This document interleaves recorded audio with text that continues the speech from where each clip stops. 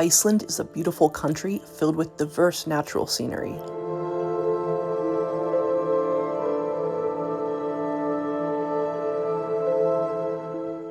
Our trip began with a flight to Iceland's capital city, Reykjavík, on the now-defunct Play Airlines.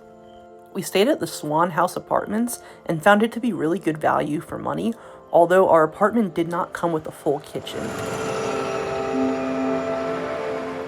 We started the day by walking around the incredibly charming town of Reykjavík and visiting the main church that can be seen from most of the city.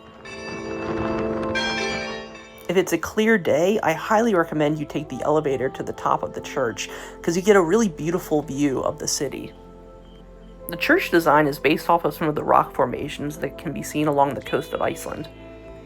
Afterwards, we did a popular food tour around Reykjavík, and while I really enjoyed tasting all the different food items, I did find it to be a bit expensive for what you got, but they did accommodate my gluten allergy very well. We ended the day visiting Sky Lagoon, and we really enjoyed soaking in the hot water after the very long plane ride. However, it did feel a little crowded, and there were a couple seemed to be school groups around, which will become a theme later on in the video. And I think for the price that we paid, there really shouldn't be children allowed, or at least big groups of children. It just makes it feel less like a relaxing spa and more like a day at the pool.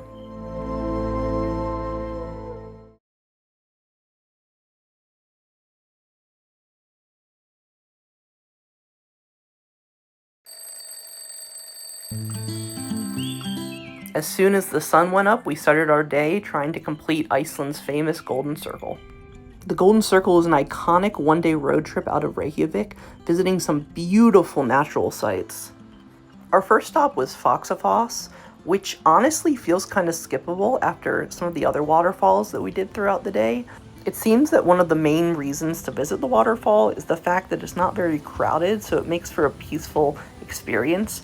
However, it just added on to the stops that we had to make that day, and honestly, I would have rather had more time at some of the other stops. That goes for our next stop too, Carried Crater.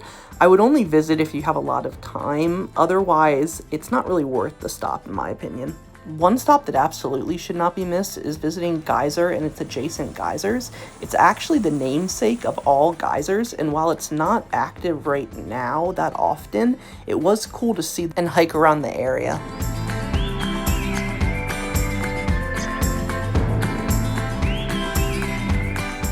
Our next stop was visiting the secret lagoon, and let me tell you what, one thing it definitely wasn't was a secret, because it was full of another school group, and it completely ruined the vibe again, which was really a shame because otherwise it would have been perfect.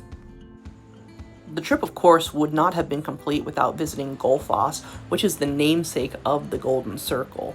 Gullfoss translates to Golden Waterfall, and that's how you get the name Golden Circle.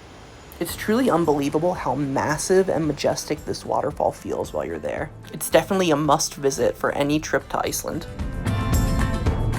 Our next stop was my favorite stop of the day, which was Búrafoss, and let me tell you, yes, the water looks that blue in person. It is truly an unbelievable sight, and one that you should go out of your way to see.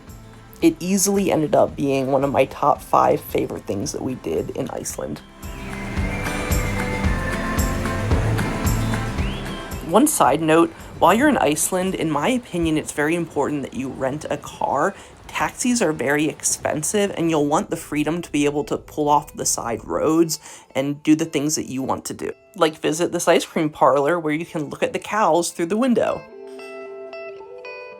Pulling off the side roads ended up being my boyfriend RJ's favorite thing that we did throughout the trip.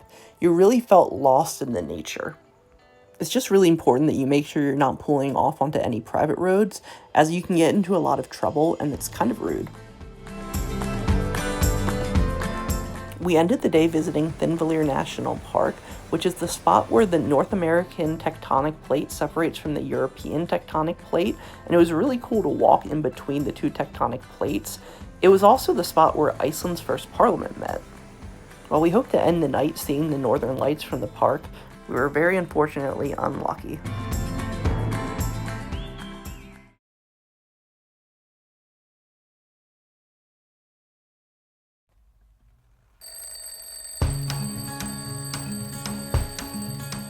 beautiful morning here in Reykjavík, Iceland.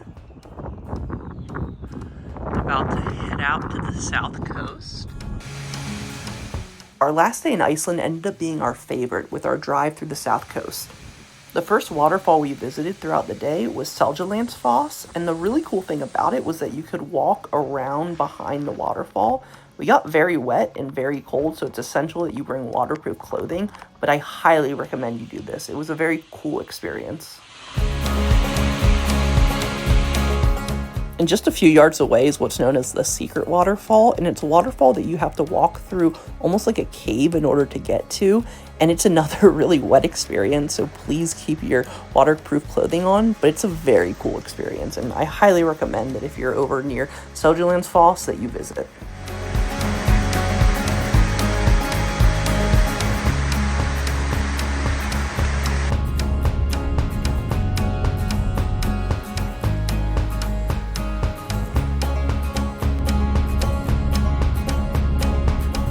Our next big stop of the day was visiting Skogafoss, and one of the really cool things that you can sometimes see there is a rainbow that's stretched across the top of the waterfall. We were lucky and got to see it, and let me tell you what, it is one of the most beautiful things I've ever seen in my life.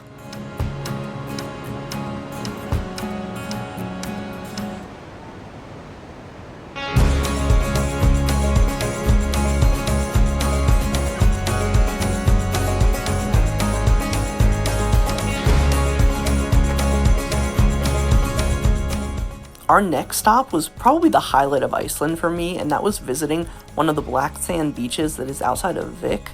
I highly recommend that everyone who goes to Iceland does this. If it's between doing the Golden Circle or doing the South Coast Drive, I highly recommend that you do the South Coast Drive. I think the waterfalls are better, and I think just seeing a black sand beach, especially if you haven't seen it before, is a truly important experience to have.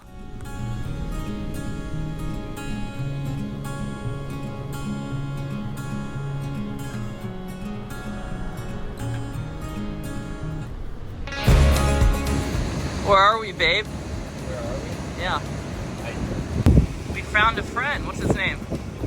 Krabby.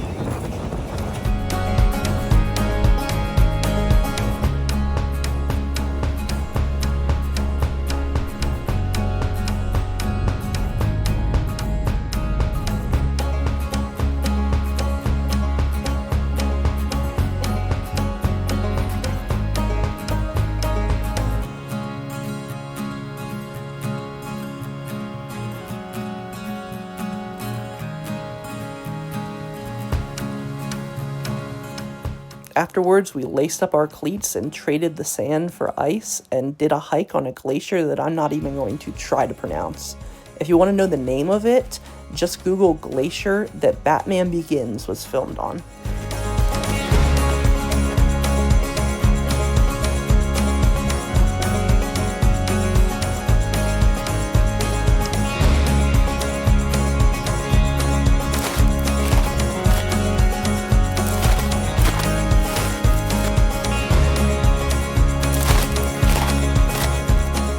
They even let us drink the melted glacier water, which was really cool in the moment, but probably not something I would do again after learning about all the health hazards associated with drinking melted glacier water.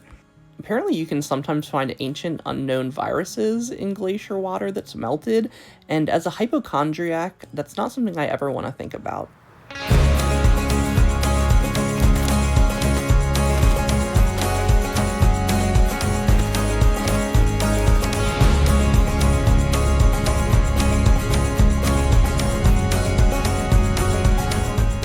Our final big stop of the day was visiting the famous Blue Lagoon, and while I had very low expectations of the place, considering it can sometimes be made out to be a tourist trap, my expectations were blown away.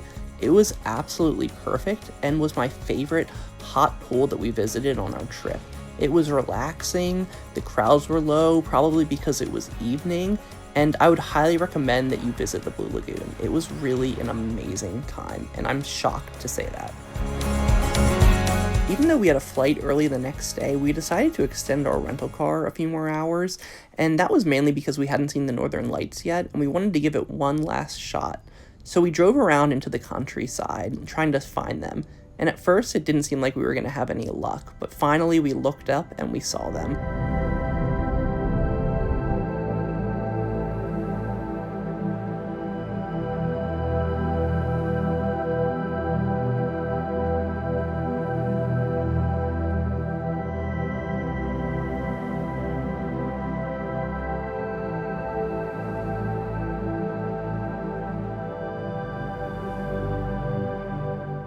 Seeing the Northern Lights was as magical of an experience as I expected it to be, and we couldn't have asked for a better end to our trip to Iceland.